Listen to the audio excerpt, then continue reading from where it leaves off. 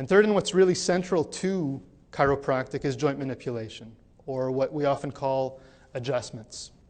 An adjustment, by definition, is a high velocity, low amplitude impulse, or what you may see as a HVLA, high velocity, low amplitude.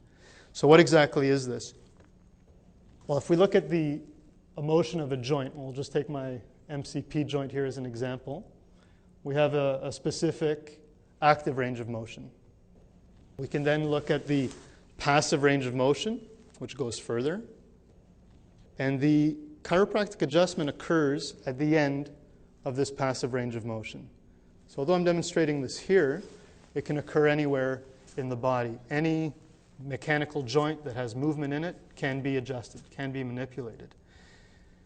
This adjustment, or rapid impulse that's put through a joint, is a very precise maneuver. It's a skill. It's highly refined. And it can be accompanied by the infamous cracking sound, or the popping sound, very similar to, you see people cracking their knuckles. What actually happens with this, it's called a cavitation.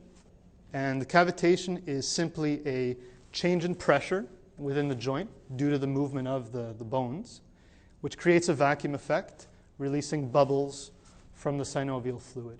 And it's this release of bubbles that causes the sound.